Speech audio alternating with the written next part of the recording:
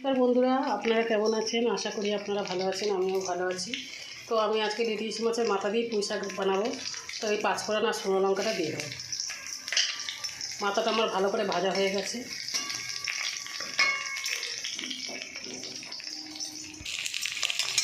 বন্ধুরা, আমার ইলিশ মাছের মাথাও ভাজা হয়ে গেছে। এবার আমি পুঁই শাকটা ঢেলে দেবো। মানে পুঁই শাকটা কুমড়ো, আলু, পটল, পুঁই শাক।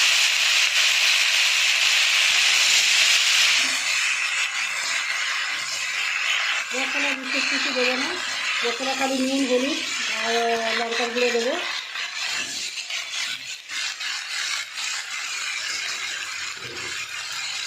তো বন্ধুরা, আমি নুনটা দিয়ে দেবো পরিমাণ মতন, হলুদটাও দিয়ে দেবো আর এই লঙ্কার গুঁড়োটাও দিয়ে দেবো।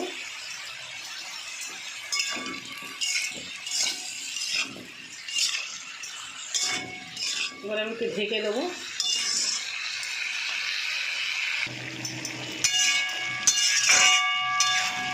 বন্ধুরা, আমার পুঁই শাক হয়ে এসছে ইলিশ মাছের মাথা দিয়ে।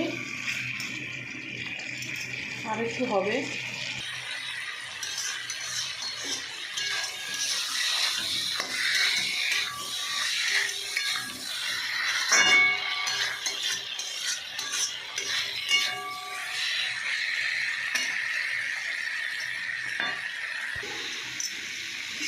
তো বন্ধুরা, আমার মাছের মাথা দিয়ে পুঁই শাক রান্না হয়ে গেছে। আপনাদের যদি আমার ভিডিও ভালো লাগে আপনারা লাইক, শেয়ার, কমেন্ট করে দেবেন। আপনারা যারা সাবস্ক্রাইব করেনি সাবস্ক্রাইব করে দেবেন। তো নমস্কার বন্ধুরা।